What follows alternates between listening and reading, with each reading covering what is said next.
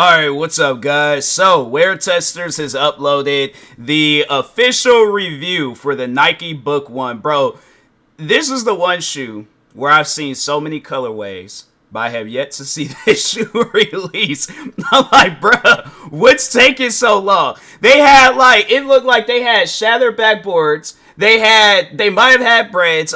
But no, I think I did see some where they did look like the shattered backboards. There's so many different colorways for the Book 1s, and I'm like, bro, this shoe should have hit the market months ago. I don't know what they got going on, Nike, but I'm like, bro, y'all got to start releasing this shoe. No, I can check the Nike app right now, and I guarantee and I promise you they're not going to have this shoe on the Nike app. They'll have every other shoe on the Nike app, but they're not going to have the Nike Book 1s. And I'm like, it's crazy because I'm like, fam, you guys could easily, and I mean easily, make bank off of these. Look, I searched it up not too long ago.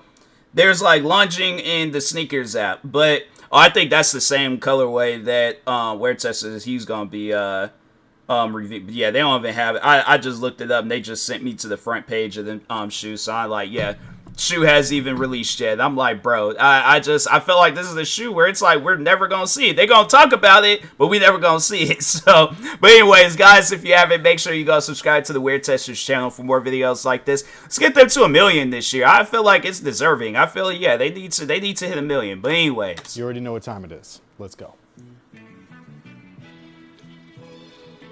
They look nice.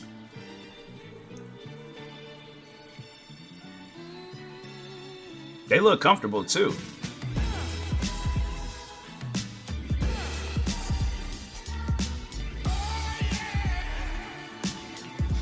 He's probably the only one with a pair of Book 1s. Everybody sit down thinking like, how do you get these shoes, bruh? Hey, what's good everyone? My name is Chris. Welcome back to the official WearTesters.com YouTube channel. Today we are taking a detailed look and performance review on these guys right here. Almost said bad boys. They're not quite bad boys. It's a decent shoe. If you're gonna be like, yo, what do they remind you of? Like off the top of my head, it reminds me of a Curry. What?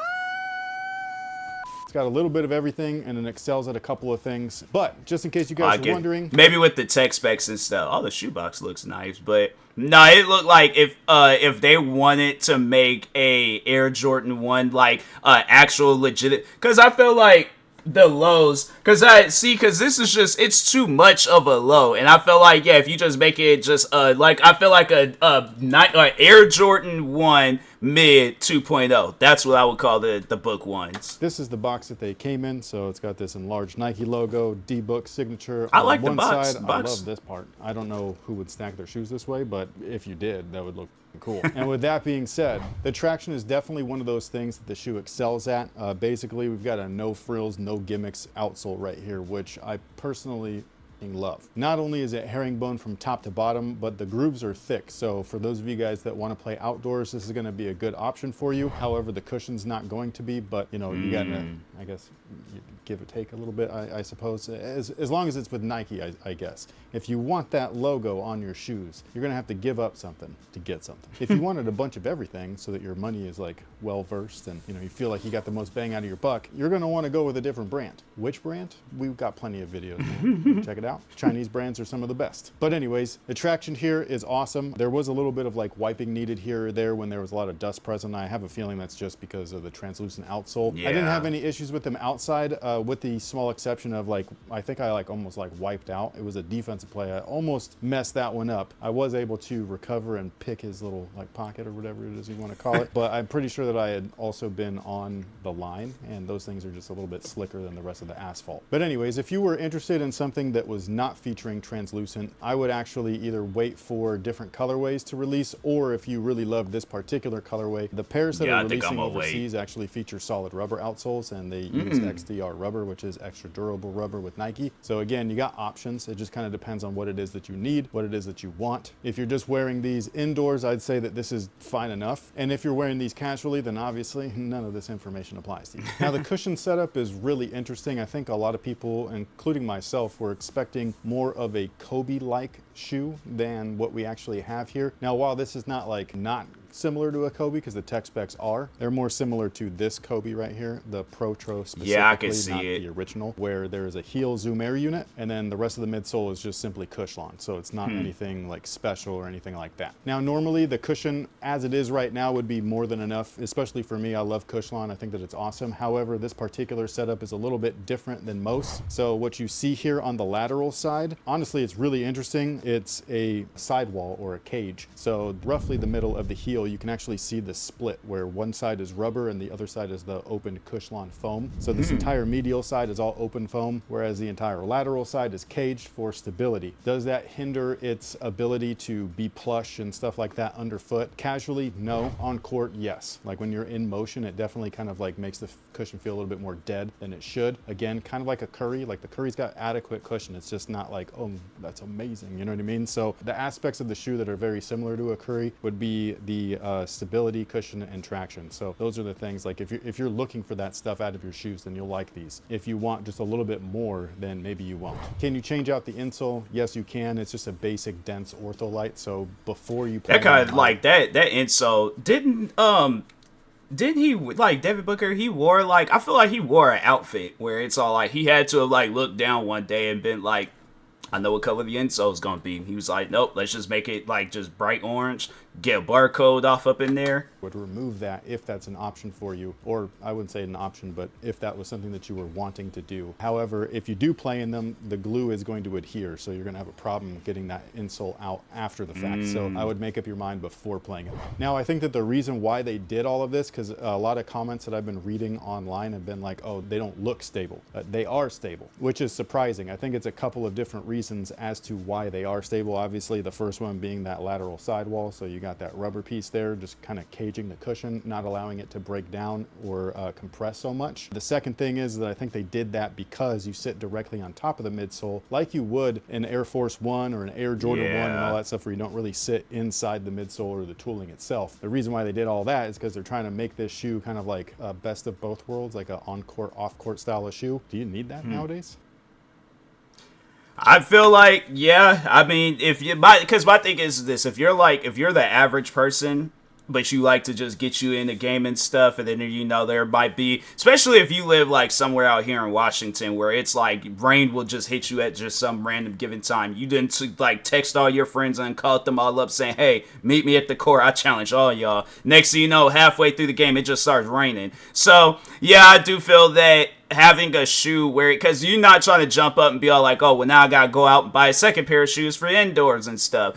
And so, yeah, just to have it where it's like one, because my thing is this, if it comes down between buying two shoes or one shoe, I'm gonna buy one shoe so I could get, yeah, best of both worlds, where I could play outside and also play inside and don't really have to worry about a whole lot. But I do feel that playing outside, it is going to, like, you know, at some point in time, like, mess up, like, that track. Well, he did say, like, you know, it was, like, a thick traction and stuff, so who knows, it might not.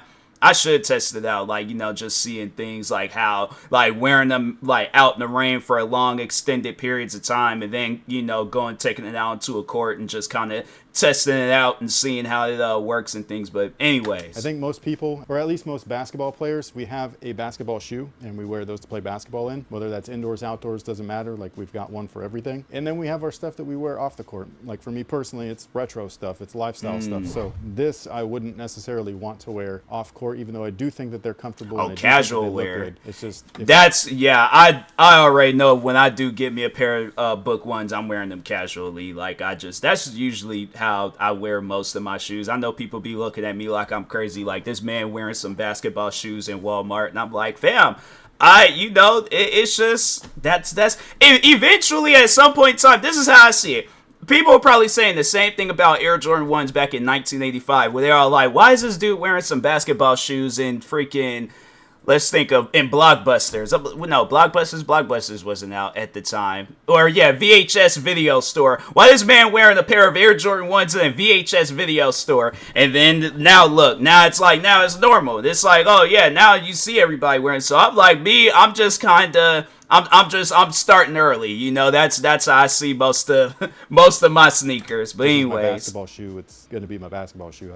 I do not like taking the outsoles anywhere else unless it's a basketball court. So yeah, I think that they did what they did to the shoe to make it that best of both worlds, and I really think that they should have just focused on performance. Now the materials, look, man, this is my jam right here. This is my favorite part about the shoe. I don't know if that's necessarily a good thing or not. All I know is that the forefoot area, the eye stay, and this collar are all nubuck and suede, and it is gorgeous, and it feels so good on foot. As soon as they're broken in, my goodness, this feels amazing. I have missed playing in this type of thing for a very long time. I'm not saying that textiles, knits, and plastics and all of that stuff are not good. They do have their purpose, and they serve their purpose as well. This is my personal preference though, and it's on a shoe finally. Would that make me lean towards this over something like, say, the GT Cut 3s or the GT Academies? No, but it's close. It would at least make me look at them, like on the shelf. You know what I mean? Like I would pick these up and be like, "Ooh, I don't know, like maybe." I think the price is what would distract me, especially for the cushion. Now the midfoot back is real interesting because I don't know what you would call that.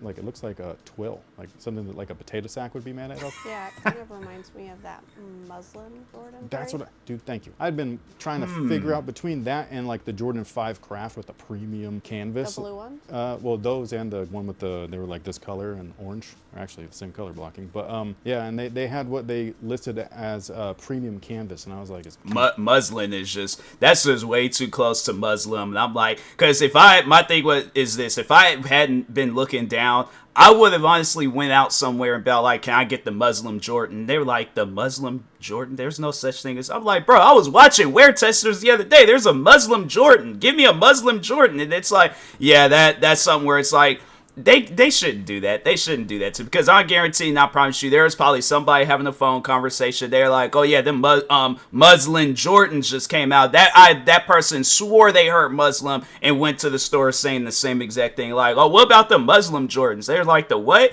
And then you just gotta immediately just shut down the conversation and just move on to something else, because it's like you embarrassed yourself. So yeah, that name, that's just way too close, bro. I'm like, I more so wouldn't want to ask for a shoe. I'm like, I'll point it out. I'm like, that shoe right there, right next to the Royal Blues. I'm like, what's the name of it? I don't care for the name. I know the color pattern and stuff. So Canvas be premium. Somebody notify me. Yes, it can. That's what this feels like. I don't know if that's what it is. I just know that that's something that keeps everything really lightweight, very breathable on top of that. Even though the shoe's not very breathable, it's just compared to the materials that are in the front, like all of the raw materials, that part is breathable. The tongue is made out of the same material. This thing does slide a little bit. It's not gusseted. There's no bungees in there. It's only got the fixed lace loop right there, and it doesn't really do anything. Like, you do have to like mess around with it. I know that there's ways that you could lace your shoes up to make it so that that fixed lace loop actually works, but I'm not that kind of basketball player. I just go out there and I lace them up and I start playing. Like, I don't care about that kind of stuff. If you do though, there's probably videos to lace them. Now the fit is something that a lot of people are not gonna like. I'm gonna let you guys know right off the bat. I went true to size and they fit me 1-to-1, and I'm talking about 1-to-1. Like, it is snug out there. And on top of that, the shape is a little pointy, kind of weird. I don't love that. Overall though, I did try on a size 9.5, and while they felt almost the same, like, which is weird, I know that these raw materials in the front, as soon as they broke in and stretched a little bit, that I would have not wanted that up half a size fit. So I went true to size, knowing the materials and what they do. It worked out best for me, especially with this left shoe right here. The collar area, like the inside, is really nicely padded, but it's not nicely sculpted. And on top of that, the liner is a little slick. And so when I was just shooting around, like after my first like warm up and stuff, I'd laced them up and tightened them and everything like that. My left foot felt like the heel was sliding just a little bit. The right foot, not so much. Most people's feet are like two different sizes, like just barely. And so I think that's what was causing it. But once I started playing and breaking it in, my moisture with that sock liner, they kind of like stuck to each other, which was good. Again, if I would have went up half a size, I would have had some heel slip issues for sure, if that was how it was already as a really snug, tight fit. So for wide footers, I would honestly just ignore these. Like, they're not built for you. But if you are adamant about grabbing a pair of these, you're gonna wanna go in store and try them on for sure, because true to size and half a size up may not work for some people. Yes, they're that tight. Dang.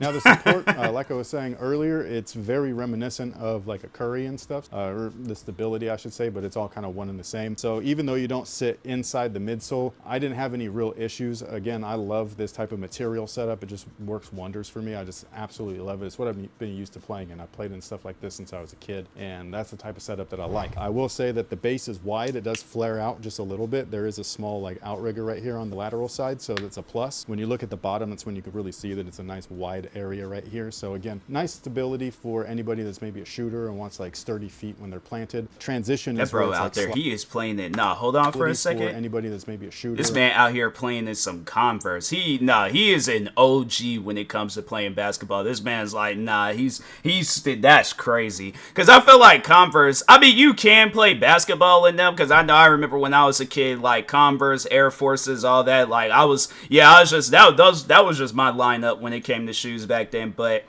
yeah, that's crazy though, where it's like but I mean, yeah, it's an affordable shoe, and it's a classic, so yeah, you want to get into that classic mindset. But I'm like, dang man, I know his feet hurt, because it's like there ain't no cushion to them and things. There's like maybe a small layer of cushioning in Converse. I don't know, maybe I'm missing out on but it kind of looks different. Like it looked different than the traditional Converse, but still though, I like that. It looked like the midsole, and it's still like an OG Converse. That's some wild stuff, man. I'm like, nah, he's somebody where I'm like, nah, you could tell he's serious about his game. And wants like sturdy feet when they're planted. Transition is where it's like sloppy, especially because of that rubber wrap right here. It doesn't roll like a Curry would, where it kind of like moves you into your stride. But that rubber wrap does help with torsion and rigidity, so the shoes don't over twist or anything like that. There's a small shank inside, a very small like shank bar. I know that a lot of people like to like fold shoes in half, being like, oh, the shank is not good. And it's just like, dude, I can guarantee you your foot's not folding in half.